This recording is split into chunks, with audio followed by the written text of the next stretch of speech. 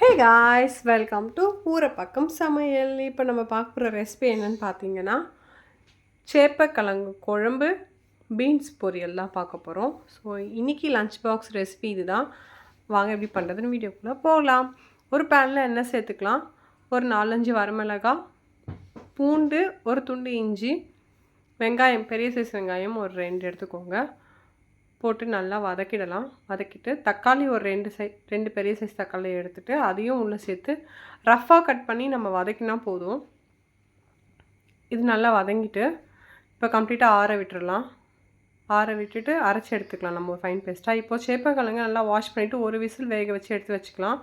புளி ஒரு குட்டி லெமன் சைஸ் அளவுக்கு ஒரு புளி எடுத்து ஊற வச்சுக்கலாம். இப்போ ஒரு பேனில் எண்ணெய் சேர்த்து கடுகு, வெந்தயம், 2 காஞ்ச மிளகாய், நம்ம அரைச்சி வச்சுருக்கிற அந்த பேஸ்ட் அதையும் உள்ளே சேர்த்துட்டு நல்லா இதை நம்ம ரொம்ப நேரம் இதை நம்ம குக் பண்ணுற மாதிரி இருக்காது. ஏன்னா நம்ம ஆல்ரெடி வதக்கியிருக்கோம் இல்லைங்களா.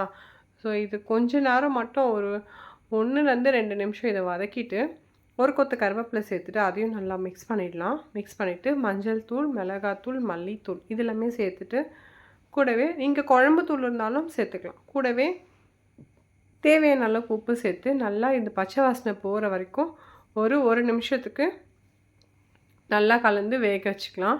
இப்போ இதோட வேக வச்சு எடுத்து வச்சு தோல் நீக்கிட்டு பாதி பாதியாக கட் பண்ணியிருக்கேன். ரொம்ப பொடியாக கட் பண்ணிடாதீங்க. கட் பண்ணி வச்சுருக்கிற அந்த சேப்பக்கிழங்கு அதையும் நம்ம உள்ளே சேர்த்துட்டு இந்த மசாலாவோட பரட்டிக்கலாம். ரொம்ப நேரம் இது பரட்ட வேண்டிய அவசியம் இல்லை.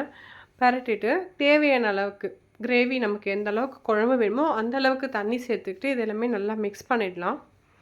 ஈவனாக மிக்ஸ் பண்ணிவிட்டு உப்பு காரம்லாம் கரெக்டாக இருக்கான்னு செக் பண்ணிக்கோங்க. இப்போ மூடி போட்டு ஒரு 5 to 6 மினிட்ஸ் இதை மீடியம் ஃப்ளேமில் நல்லா கொதிக்கட்டும். இப்போது புளியை நல்லா கரைச்சி அந்த சாறு எடுத்து அதையும் உள்ளே சேர்த்து நல்லா மிக்ஸ் பண்ணிடலாம். மிக்ஸ் பண்ணிவிட்டு மறுபடியும் மூடி போட்டு ஒரு 5 மினிட்ஸ் மீடியம் ஃப்ளேமில் நம்ம கொதிக்க வச்சோம் அப்படின்னா சூப்பராக நமக்கு கிரேவி ரெடி ஆகிடும். இப்போது அது கொதிக்கிட்டோம். இன்னொரு பேனில் எண்ணெய் சேர்த்துக்கலாம், கொஞ்சம் கடுகு சேர்த்துக்கலாம், கொஞ்சமாக உளுந்து, கொஞ்சமாக சோம்பு, கொஞ்சமாக சீரகம், வெங்காயம், பூண்டு, தட்டி வச்ச பூண்டு இதெல்லாமே சேர்த்து நல்லா வதக்கிடலாம். வதக்கிட்டு பொடியாக கட் பண்ணி வச்சுருக்கிறேன் பீன்ஸ் அதையும் உள்ளே சேர்த்துட்டு இது நல்லா வதக்கிடலாம். வதக்கினதுக்கப்புறமா ஒரு பிஞ்சு மஞ்சள் தூள், தேவையான அளவுக்கு உப்பு சேர்த்து நல்லா மிக்ஸ் பண்ணிடலாம். மிக்ஸ் பண்ணிவிட்டு கொஞ்சமாக தண்ணி சேர்த்துக்கலாம். ஒரு 1/4 டம்ளர் தண்ணி சேர்த்து மூடி போட்டு வேகட்டும். இப்போ அந்த டைமில் நம்ம தேங்காய், கொஞ்சம் மிளகு, சோம்பு, சீரகம், 2 பச்சை மிளகாய் போட்டு அரைச்சி எடுத்துக்கலாம். இப்போ நமக்கு குழம்பு புளி ஊற்றி 5 நிமிஷம் நல்லா கொதிச்சு நல்லா சூப்பராக ரெடி ஆகிடுச்சு பாருங்கள். எனக்கு இந்த கன்சிஸ்டன்சி போதும். இப்போ நான் ஆஃப் பண்ணிக்கிறேன். இப்போ நமக்கு காய் வெந்திருக்கு. பீன்ஸ் மூடி போட்டு வேக வைக்கிறபோது அரைச்சி வச்சுருக்கிற தேங்காய் பேஸ்ட்டையும் உள்ளே சேர்த்து குறைன்னு ஒன்றும் பாதியமாக சேர்த்து மிக்ஸ் பண்ணிட்டோம் அப்படின்னா சூப்பரான பீன்ஸ் பொரியலும் நமக்கு ரெடி ஆகிடும். இது டேஸ்ட் ரொம்பவே டிஃப்ரெண்ட்டாக இருக்கும். யூஸ்வலி நம்ம தேங்காய் மட்டும் சேர்த்து அரைப்போம். அதோட கொஞ்சம் மிளகு, சீரகம், சோம்பு, காஞ்ச மிளகாய், பச்சை மிளகாய் சேர்த்து அரைச்சோம் அப்படின்னா டேஸ்ட் கொஞ்சம் டிஃப்ரெண்ட்டாக இருக்கும். ரொம்ப வாசமாக இருக்கும். கண்டிப்பாக ட்ரை பண்ணுங்கள். இன்னொரு வீடியோவில் பார்க்கலாம். பாய்.